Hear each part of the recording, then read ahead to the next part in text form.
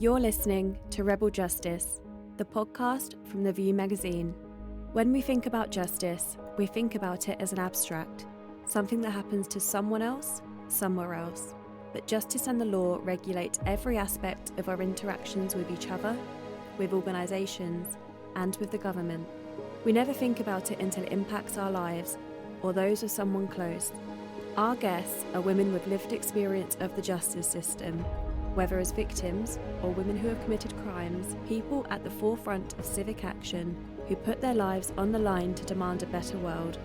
We ask them to share their insight into how we might repair a broken and harmful system with humanity and dignity. We also speak with people who are in the heart of the justice system, creating important change. Judges, barristers, human rights campaigners, mental health advocates, artists and healers.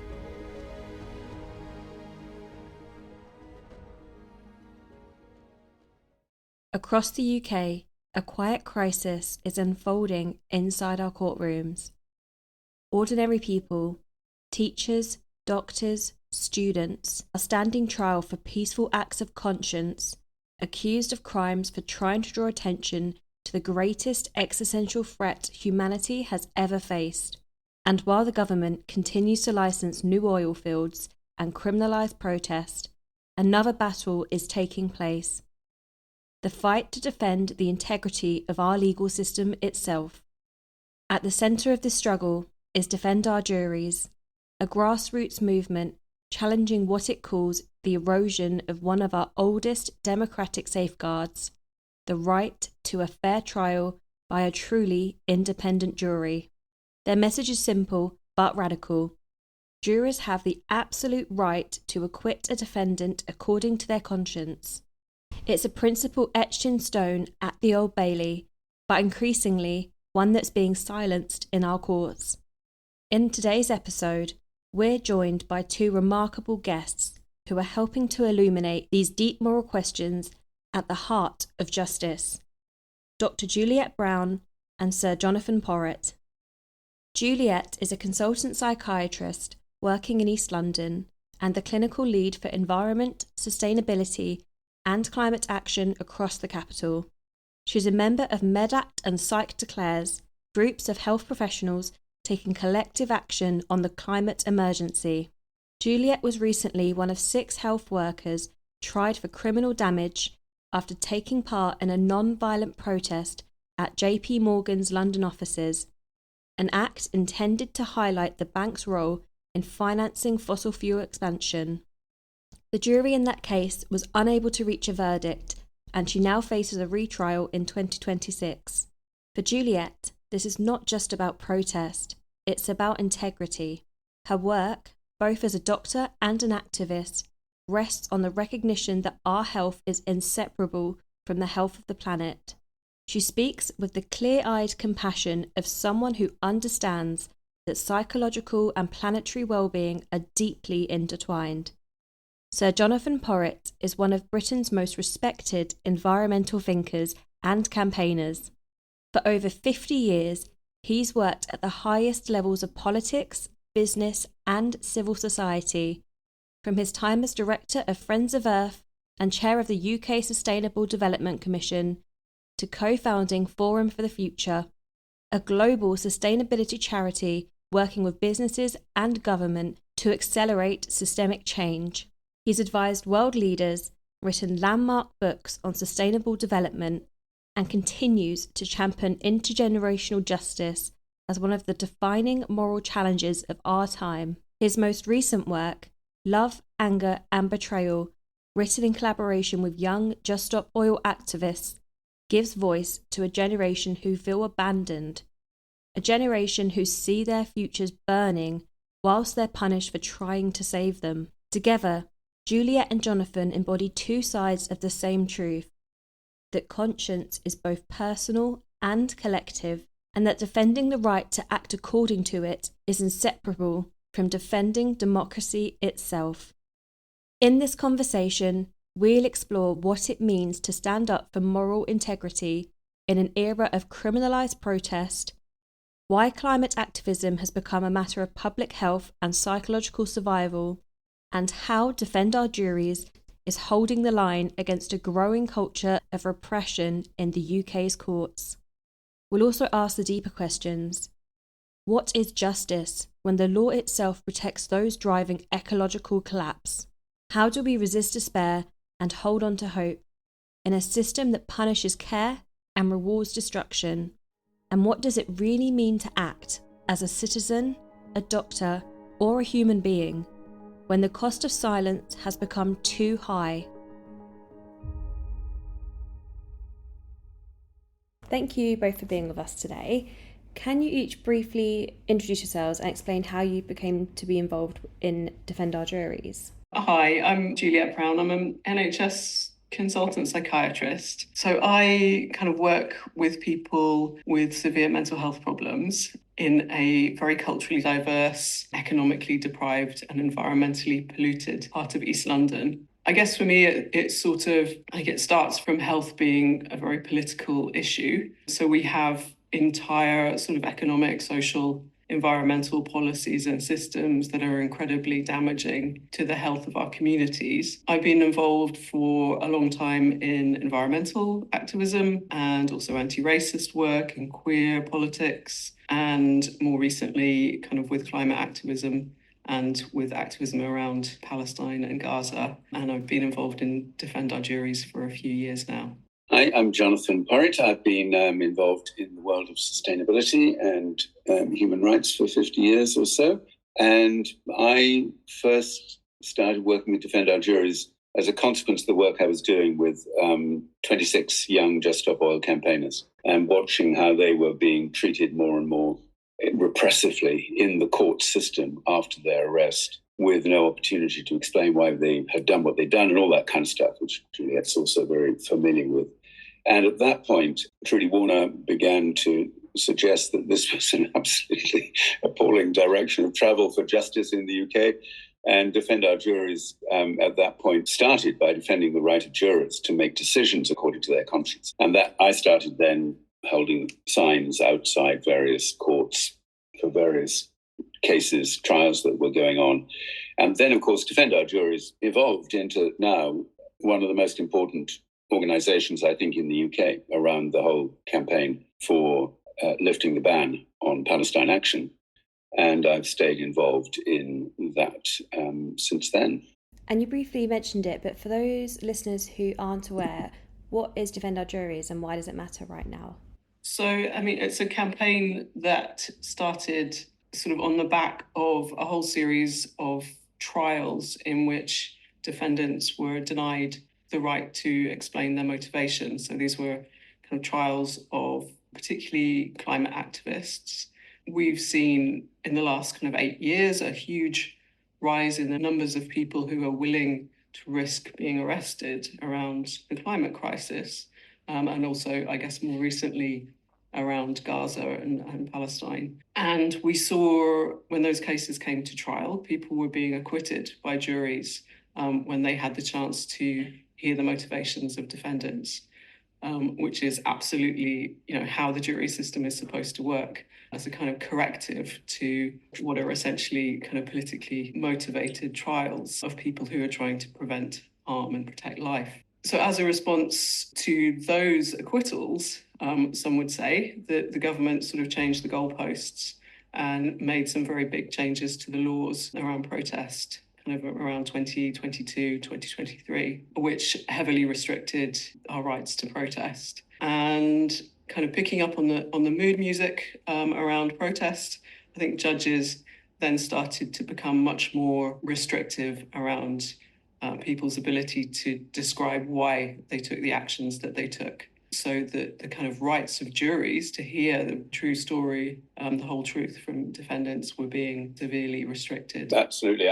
I'm interested in Juliette's terminology there of picking up on the mood music. I'm afraid I'm much more paranoid about this than Juliette. I'm absolutely certain that although there's meant to be, of course, clear lines between the Attorney General and the Home Secretary and what happens with the judiciary in their courts, I'm absolutely certain that they were instructed to close down on the rights of defendants once their trials were underway. I mean, that cannot have happened accidentally, because it was systematic to begin with. Now, it's still the case, of course, that an individual judge will allow defendants to explain what their motives were and why they've done what they've done.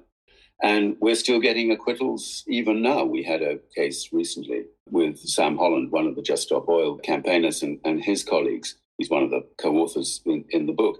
And the judge in his case did allow them all to talk about why they'd done what they'd done.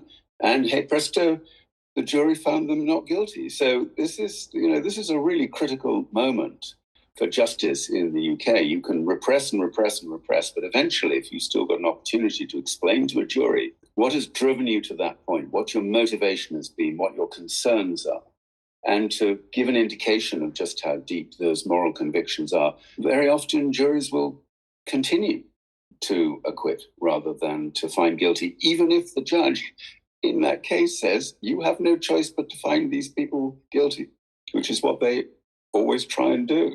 Given what you've said, why do you feel that trial by jury is so important in a democracy? Yeah, well, I guess to a certain extent, the fact that juries will continue to acquit, or, and Juli can speak more to this than I can, to not find guilty, as it were, so which is what happens on certain occasions, seems to me to be the ultimate test. And that's why now, with the Palestine Action, the Lift the Ban campaign on the prescription of Palestine Action as a terrorist organization, with more than 2,000 people who have now found themselves charged under Section 13 of the Terrorism Act. The real story now is whether all of those cases are going to go to a Crown Court and to be heard by juries, because if that's the case, the judicial system and the government has got itself in a right pickle. Because I think most people feel if it ever comes to that point, that when juries hear what it is that motivated people to hold that sign up in Parliament Square or Trafalgar Square or wherever it might be, they're going to say, this government is bonkers. This is nothing to do with terrorism. And that's what I think reinforces the case for juries as the final arbiter of what is or isn't legally binding here in the UK. Not that juries always get it right, as we know, but they sure as hell are there as a final defender of justice. Yeah, as Jonathan said, there were a number of trials where defendants were being acquitted, including, I think, Palestine Action's first trial, I think 2022 or 21, that they were acquitted, having been able to explain why they did what they did. Yeah, I mean, it's kind of vitally important. It's I think every trial is kind of hinges on the character of the defendants and the kind of context, the who and the why of why someone's done what they're accused of. So it feels very wrong for people not to be able to explain their motivations, which is what led to kind of Trudy Warner's actions and the whole kind of obviousness of Defend Our Juries campaign, both around jurors' rights in general, but also around the proscription of a non-violent direct action group as terrorists, which is, I think, frankly, ridiculous to most people. So on the podcast, we've previously spoken with Professor Bensall and Mothers of the Filton 24, and recently Dr Sarah Ben. As well as that, you mentioned the prescription of Palestine Action, as well as further increases in legislation around protest. How do you see the government and lobbyists trying to undermine this principle of democracy or trial by jury? Well, I've kind of pitched in with making an outrageous allegation that the government has actually instructed the judiciary as to what they should do to close down proceedings in courtrooms. I have absolutely no evidence for this, obviously, Charlotte. But I don't really believe in coincidences at that high level across state institutions. I think things happen for a political reason. There is now, of course, as I imagine listeners will know, Charlotte, there's a massive controversy already emerging as to how the defendants under Section 13 of the Terrorism Act, how those charges are going to be heard in magistrates' courts. And they're already trying to come up with a novel and expeditious way of processing hundreds, thousands of people through magistrates' courts in the first instance, to ensure that the system is somewhat less clogged up than it is otherwise going to be. I mean, this is ludicrous. We've already got cases, many, many cases involving civil disobedience running through the whole of 2026 and into 2027. I think, Juliette, your you're caught in that logjam of crazy delays in the court system. So having to put through another 2,000 people and knowing at the end of the day that there is literally no space in our prison system for any of them is the sort of height of the surrealism that surrounds this entire process. So I guess there are very high-level discussions going on between the Justice Departments, the Home Secretary, the Attorney General, the court system. I mean, it must be, well, we know it's a nightmare to them. And it's a nightmare to the police who are having to make all these arrests, who know perfectly well they're probably not going to go anywhere anyway. Such is justice in the UK at the moment, Charlotte. We know that kind of as far back as 2019, 2020, Rishi Sunak was boasting that Policy Exchange, who were funded by the fossil fuel industry, had helped to draft those anti-protest laws. We know that the government has met with representatives from Elbit Systems and from the Israeli government who have put pressure on them around Palestine action and kind of specifically around designating as a terrorist organisation. We know that Lord Wolney, the former Labour MP who produced a report on protest, was kind of floating the idea of calling people terrorists a few years back. And, that's very much kind of played out in the way that Palestine Action, who are an explicitly non-violent group, peaceful direct action group, have now been designated in this way. At the same time, the people who've taken action with them are being treated kind of under terror laws, even though some of them are not charged with terror offences. So we're kind of seeing the use of remand a lot more for certain types of protesters, and lots of restrictions on association and bail restrictions that are much more draconian than they have been in the past. And I think it is fairly obvious that it is the result of pressures from the arms industry and the fossil fuel industry. Absolutely. Jonathan mentioned, Juliette, you're being held up in the long queue, I guess, of trial. As a health professional, your daily work is about care and protecting life. What led you to direct action? I think there's a sort of obvious framing that the climate crisis and genocide are a health issue. We talk about the future of the climate crisis, but even today, 40,000 people are dying every year from air pollution. I took direct action with a group from Health for Extinction Rebellion, which is a group of around 200 or 300 health professionals who are directly involved in direct action around climate justice. We cracked the glass at JP Morgan Bank, who are the biggest investor in new fossil fuel funding, in the week of the 40-degree heat wave in the UK. And we stood trial last year, which resulted in a hung jury. So the jury couldn't decide in that case. So we're kind of due to be retried in February next year. I think for health professionals who are engaged in kind of health justice work, it's really that understanding that, we can give politicians as much information as we like about the climate crisis, but if they're being corrupted by vested interests, then no amount of information is going to change things and lead to the action that we need to protect people's lives right now, so as well as in the future. So if we kind of, look at the history of social justice struggles, we know that it takes more than just asking for us to achieve a kind of fair and just world. The way that people are being treated now is as if some lives are completely expendable, and that's obviously very troubling to all of us, and in particular troubling as a health professional to kind of see that in our communities. We see people dying from these conditions on a daily basis. And then speaking about the work Defend Our Juries does, when you were in court the first time, did you feel you were able to fully explain your motivations to the jury? So there were myself and five other health professionals, and we had, I guess, in some ways, one of the more lenient judges who gave us the opportunity to speak in the full knowledge that we had no legal defence, and that he would be able to, as judges can, or judges do, instruct the jury with how they should find in our case. So we did have that opportunity to kind of explain our motivations, which you could speculate was part of what led to a hung jury. at the same time, the process is very kind of opaque. You're not allowed to talk about jury equity. Quickly for listeners, just to clarify what you mean by jury equity, if they haven't perhaps heard the phrase before.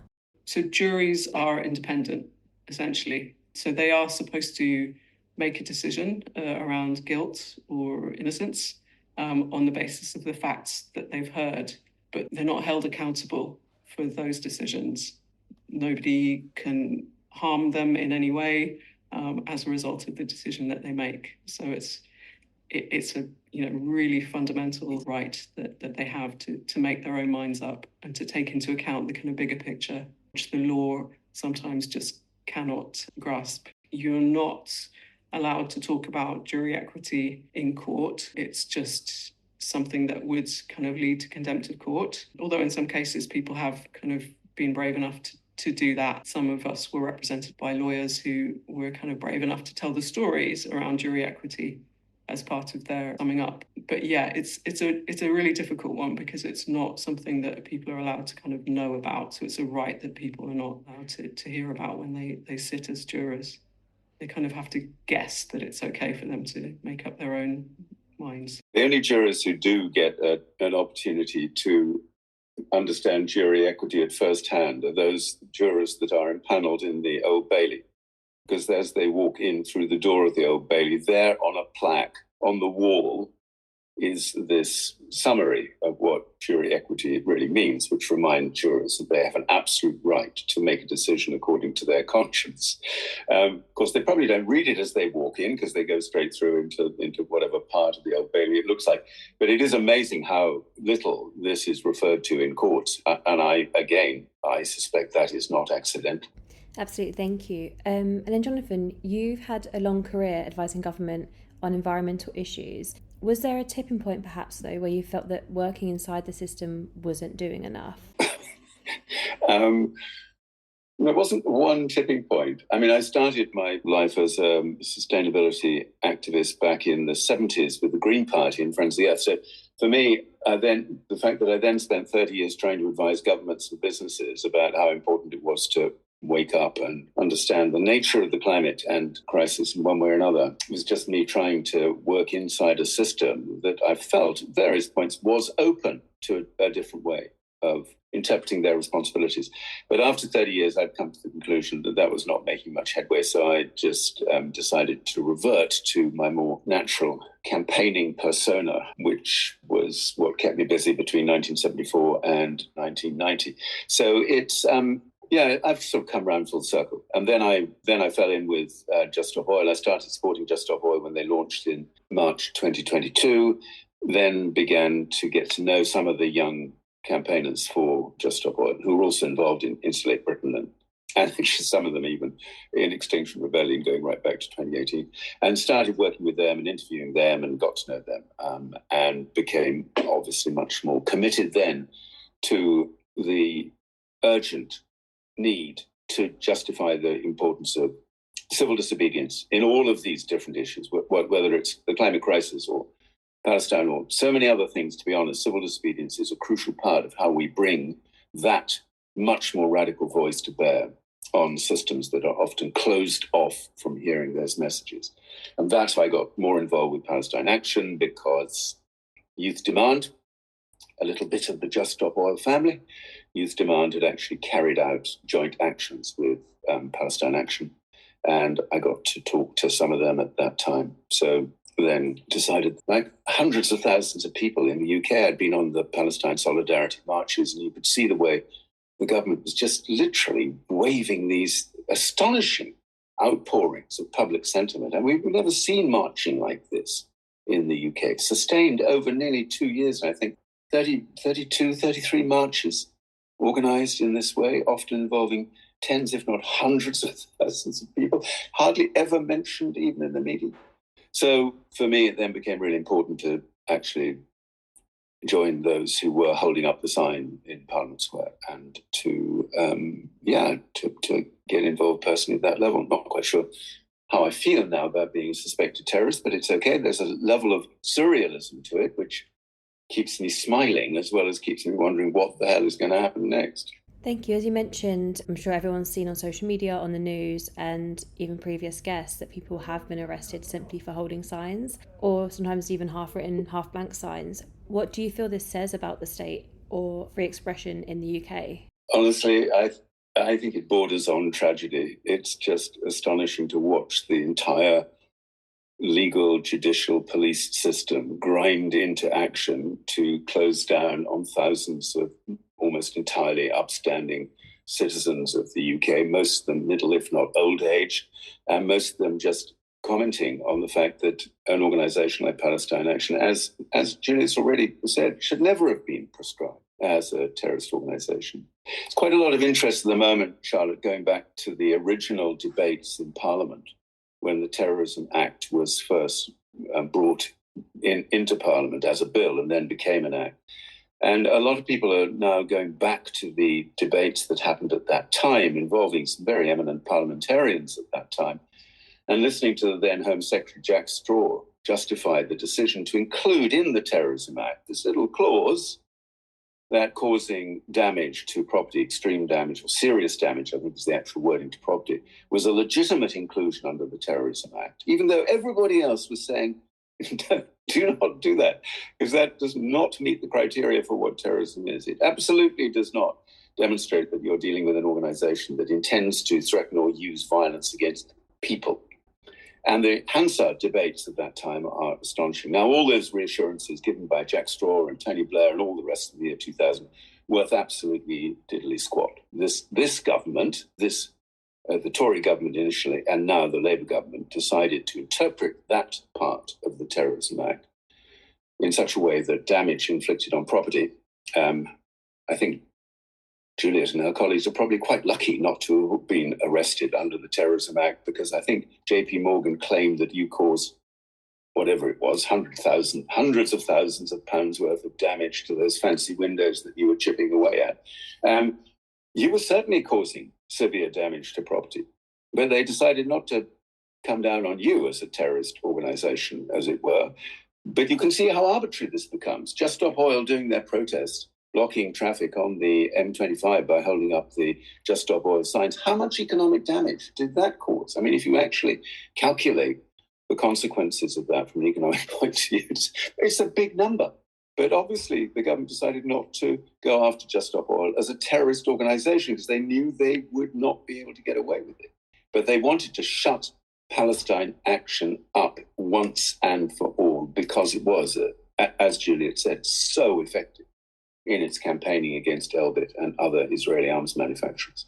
I think it shows the importance of solidarity across different parts of the kind of resistance movements. I think it's remarkable actually that we have so many people who are willing to kind of sit and be arrested under terrorism laws. Some of them who've never been to protests before, some of them people who are sort of quite established and have been arrested themselves in the past, including kind of people who've taken direct action against military bases in the kind of 80s and 90s and not been treated as terrorists for having done so. And lots of people who, you would normally sort of think of as quite establishment figures, people like Jonathon.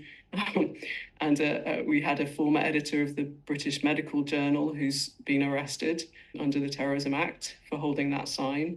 24 health workers at least have been arrested in the last few months in this Lift the Ban campaign. Former RAF people and, lots of different people from all kind of walks of life, including descendants of Holocaust survivors who are kind of making a stand against Zionism and the effects of it. And those people are, very much standing in solidarity with the predominantly younger people who are on remand at this very moment, kind of waiting months and months for trials with Palestine Action and with the challenge to the prescription ban. So standing very much in solidarity and saying, we have to draw a line here and protect what's left of our democratic rights because this is, a very serious threat to our democracies. Yeah, and we're seeing people's bank accounts being frozen completely inexplicably, lots of very harsh bail conditions for people, dawn raids on people who are perceived as organisers of this campaign, Zoom calls getting shut down, websites mysteriously crashing for Defend Our Juries, lots of attacks in all different ways. So, looking forward, what risks do you see if the government succeeds in undermining the jury system? I haven't been in front of a jury yet, Charlotte, personally, unlike Juliette, who clearly has, and now we'll have to do it all over again in February next year. And I know that talking to a lot of the Just Stop Oil young campaigners, that these can be really intimidating processes. I mean, it's not much fun going through these trials. And for many of them, they were representing themselves rather than having barristers or solicitors to do it. So it's an extraordinary thing to have to face up to at that age, with the whole of the rest of your career being influenced by whatever it is that happens in that particular courtroom at that particular time, facing that charge with that group of 12 people sitting in front of you. So it's a formidably challenging thing to have to go through. I know that from having talked to so many of them. But it is absolutely critical that it must not be undermined any further. And of course, you can hear all sorts of voices now in the background saying that maybe we've reached the point where we should limit the use of jury trials for all sorts of other charges or offences, whatever it might be. Maybe this is the time where we streamline things by cutting down the number of cases that come before a jury.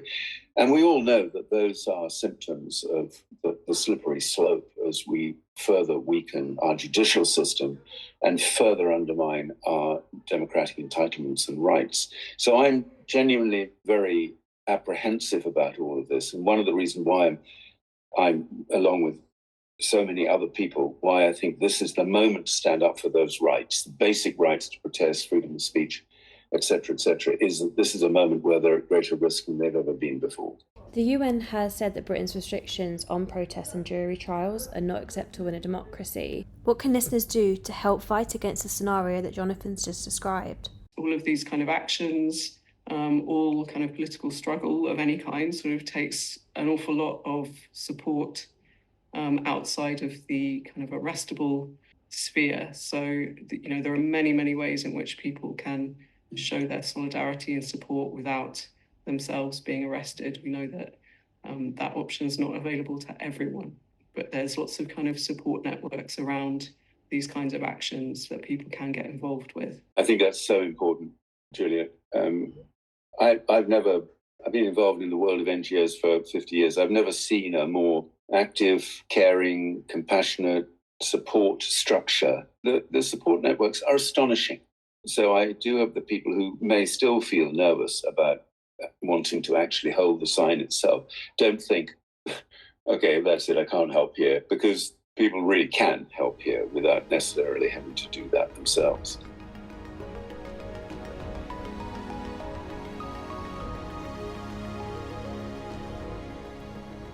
Thank you again to Juliette and Jonathan. We've heard today that defending our right to conscience and to a fair trial is not a luxury. It's the living, breathing cornerstone of democracy, carried forward by ordinary people choosing to act with extraordinary integrity. If you want to learn more about the work highlighted in today's conversation and the legal principles at stake, we encourage you to educate yourself, stay informed, and keep the conversation going. This moment asks all of us to pay attention, to refuse silence where injustice is being normalised. At Rebel Justice, we believe that defending the right to think, speak, and act according to conscience is a cornerstone of any truly democratic society.